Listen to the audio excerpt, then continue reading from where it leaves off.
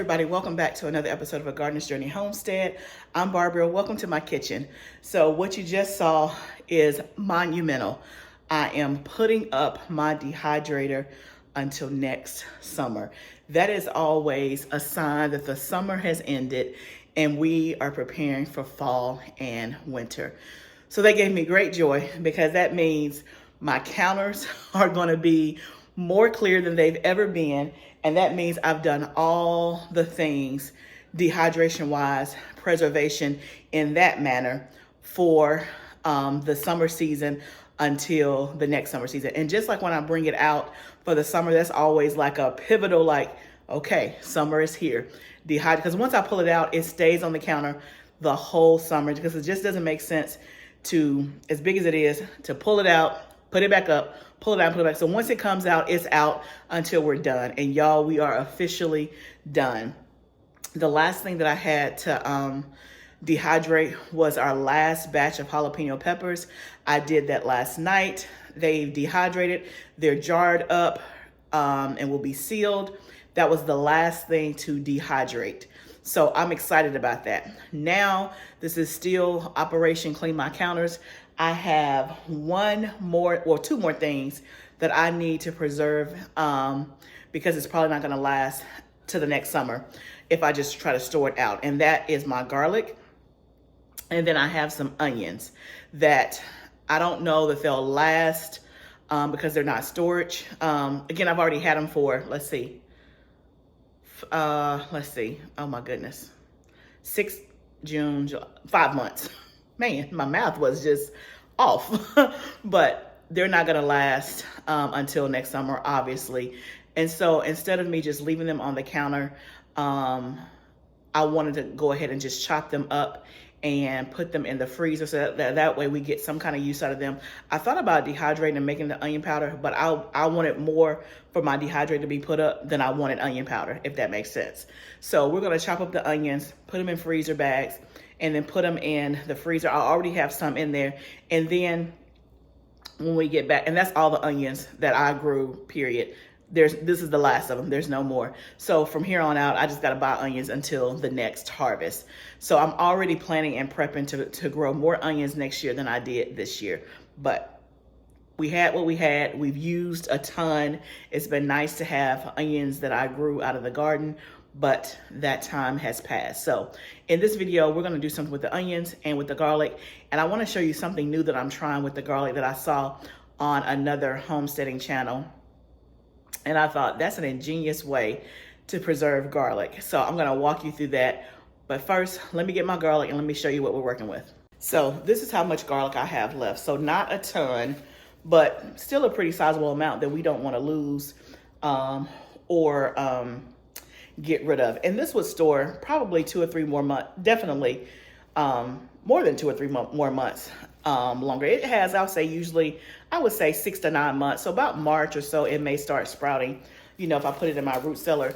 But I want to try this ingenious way because it's a lot of effort up front, but the end product is going to be easy. So I'm like giving up some time on the front end to get the final product. And plus I want to try it. So basically what we're going to make is like some garlic paste. And I think on her channel, she called them garlic bombs. But basically, we're going to peel all the garlic. And my garlic was up to here, overflowing the basket. So I've already done half of it. That's already peeled. I just got to finish doing this. But basically, we're going to put the garlic in a food processor with some olive oil. And it's going to make a paste. We're actually going to freeze that into little pucks or bombs, whatever you want to call it, into little, I don't know, serving size pieces. And then whenever we want garlic, we'll just pull that out and use it in our cooking versus having to peel. One of the things that when I was keeping garlic in my root cellar last year is that I found that I didn't use as much fresh garlic because I had to go out there and get it. And I had this idea that, you know, I'll go out there once a week and like shop my root cellar, get onions, get garlic, and get all the things that I knew I would need for that week. That was a great idea in theory. It just never materialized. I think it's still a great idea, just it hasn't materialized. So I found that having the garlic inside my house, I use it more readily and all of that. But I don't enjoy peeling garlic. And sometimes I'm like, let me just sprinkle some garlic powder because I don't feel like going through the effort of peeling the garlic and all that good stuff. So I thought I would try this way. Again, I don't like peeling, but I'm gonna peel all this to get a product on the back end that I can just pull out of the freezer. So I've already peeled half the garlic, and let me tell you, it has been done over several days. It takes a long time to peel garlic, y'all. Like, I need to have like a garlic peeling party. So we're gonna see how much more we can get done with peeling this and see how far we get. So let's do it. So this is how much garlic I've already peeled. So I got like half of a gallon size bag, and that was half of this bucket here. So I'm assuming when I get done with this, I'll have a gallon size bag of garlic. There are many things out there, these little gadgets to help you peel garlic, like these roller things. I got it, used it, bang it with the back of a knife, done it. What else? Put it in a bag, the garlic in a bag, like a paper bag, and shake it. The cloves come loose, done that. Do they work? They do. But I have not found those as quick and effective and as useful for me. The best way for me that I have done is just to start to try to break the clove, you know, myself by hand. And then if it's hard to peel, I just cut the very little end tip. And to me, that has been the quickest and easiest way for me to do it. Just takes a little knife. That's it. I have tried all the gadgets. They work, but they don't work as well. See, just like that, clove of garlic. So we're just gonna get busy doing this and see what we can get done in the amount of time that we have. And then I'll bring you on for the next step. I'm just gonna keep peeling garlic.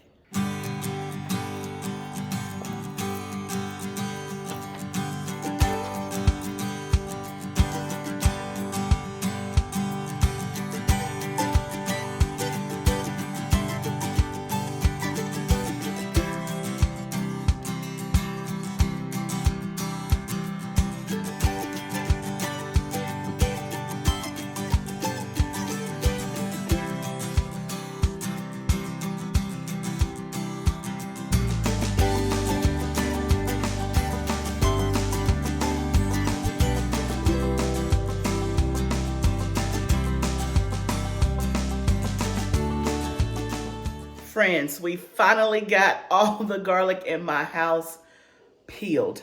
What an accomplishment. We have a gallon size bag of garlic. Every bulb of garlic in my house is peeled. This is all garlic that we grew from the garden. And it's such a huge accomplishment because when I say this took me days, it took me days just because I did not have a whole day to devote to it. So I just did a little bit at a time. Like literally, y'all, I started this project probably 2 weeks ago. I say that to say, for those of you who, like me, gardening is your hobby. It's not your full-time gig. You work, you have other responsibilities. Sometimes you can feel like the projects that you want to do are not for you because you don't have a day to devote to it. And I just want to encourage you that sometimes it doesn't have to be a full day at the same time. Do a little bit here and there, and before you know it, you'll have it done. So if I sat down and just did this the whole day, if I had to guess, it probably would have taken me 3 to 4 hours if I had to guess, because the biggest bulk of time that I spent was probably an hour and a half, close to 2 hours. That was like the initial. And then from there, I've done like 45 minutes at a time, something like that. But finally, I got it all done. So this is a labor of love. Trust and believe. Again, this is just something that I want to try, that I want to do, trying to find ways to use the stuff that I've grown, and having it in my root cellar last year, that did not work. Having it on my counter, that's great, but I don't want to keep it on my counter over and over and over and then having to peel it each time. So we are going to make these little garlic bites, pucks, bombs, whatever you want to call it. Let's get to it. So basically, we're going to put this garlic in our food processor.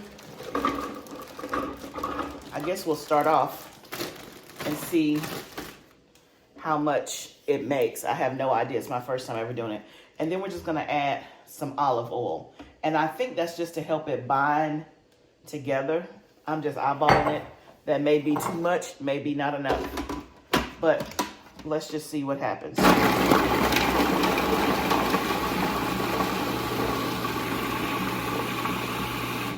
Oh, smells so good. So very good. Okay, that's what it looks like. I wonder, should it be like more paste-like? Let me do it some more. That smells so good.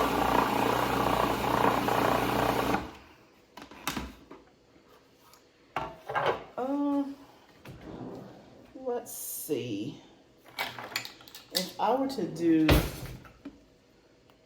okay, I think this could be the right consistency. So that's like a tablespoon of the mixture. So I'm trying to think, this would probably be the equivalent of maybe 3 cloves. Is that what you would think? Maybe 3 cloves of garlic. And that's probably enough for a recipe, I would think. This may make a whole lot, y'all. Like, seriously. Okay, I'm gonna put that back in there. Put it down some on the sides and get it all in here. I'm so excited, y'all. I'm so excited. Oh my goodness. Okay, so I should have did this first, but I'm hype. Let me go get a pan, because what we're gonna do is we're gonna make these little pugs. I think I'm gonna do tablespoon sizes is what I think I'm gonna do. I guess you could use a cookie scoop. I'm gonna just use this because I've already started it. And we're gonna lay this out on a sheet, and then we're gonna flash freeze it. So let me get my pan. Tell y'all, I'm so excited. So very excited. So we're gonna put the parchment sheet down. These are the ones that I got from Azure Standard that I did on my haul. I like them, but I like my other ones better, because the other ones that I buy from Amazon are like a direct and exact fit for my pans. What size are these? These are, gotta put it out there. These are 13 by 16. Okay, no wonder. I think the ones I have are 8 by 12, something like that. Anyway, let's get to scooping. So basically, y'all, I am just going to, okay, maybe that's not gonna work because it's not releasing. I don't think I have a mini scoop. I probably need to put that on my list of things to buy. I have an ice cream scoop, but this is too big, I think. Let's just see. But the scoop makes it easier because it'll just come out. Here, let's see. So that's like half of that. Because I think a scoop will be too big. What do you think? I mean, not that you can have too much garlic, but I guess I could use this scoop and just scoop out the size that I want and just don't make it a whole scoop. I guess I could do that. So.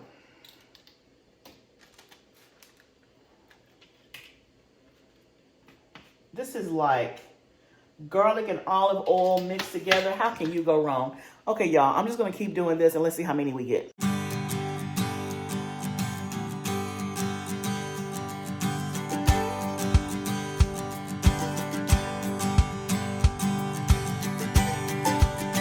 Okay, y'all, I have 2 pans and I have roughly about 45, almost 50 of these, and I still have half a thing of garlic left. So I easily can get 100.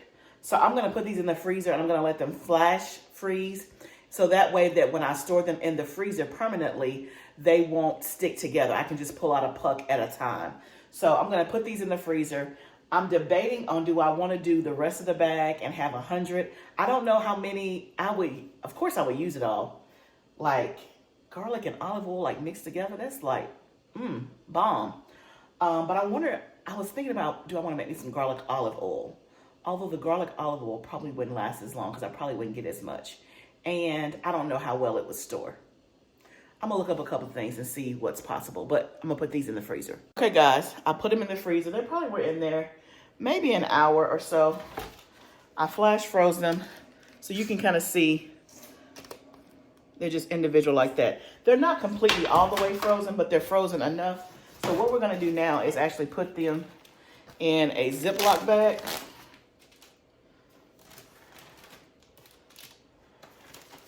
That way they'll be individual and not, what do you call it? They won't stick together. So we're just gonna put these in a bag, and then we're gonna double bag it, just because garlic can be kind of strong. And so I don't want the garlic smell to come through the plastic bag. So I'm actually gonna double bag these. And then that way I have them in the freezer. And when I need garlic for a recipe, all I gotta do is go to my bag, pull out a puck or two, whatever the recipe calls for. I would say this is probably the average of 2 to 3 cloves if I had to guess. So I'll just pull out what I need, pop it in there, don't have to peel, don't have to mince any garlic, don't have to do anything. I got garlic ready-made right here. This is what I call convenience in my freezer. So I thought about not doing the rest of the garlic and doing like a garlic olive oil and all that. Maybe I'll save that for next year. I didn't have the energy, nor do I have the time to go through that process. And it didn't seem like it was going to preserve as long. And with me about to be going out of town, I don't want to have to worry about that. So that'll be a project that we'll do for next year's garlic. So I went ahead and did the rest of the garlic. You can see that it's full here up to the brim. So I'm sure I'll walk away with another, I don't know, 50 to 75 pucks easily. So I'll have over 100 pucks of garlic ready to go. Now, what will be interesting is to see how long it lasts. If I'll have enough to last until the next garlic harvest. We'll see. It's hard for me to estimate how long these pucks will last, but I'm just so glad that I have it. So glad. So I'm just going to keep bagging these up. I just want to say thank you guys so much for joining me today. Again, I'm just bagging these up, double bag it, put it in the freezer. They're ready to go. And then I'll label it. But if you have some leftover garlic and you want to try it, obviously you don't have to do as much as I did, but this is a great way to think about preserving your garlic. But remember, it is a labor of love because the peeling on the front end is a little tedious. It's a lot tedious, but on the back end, I'm going to be happy. So it's fun to try new things in the kitchen. Thank you guys for joining me today. If you like what you're seeing on my channel and you have not yet subscribed, I would love for you to subscribe to this channel and be a part of the community. Remember, gardening is a journey. Let's grow together. I'll see you next time, friend.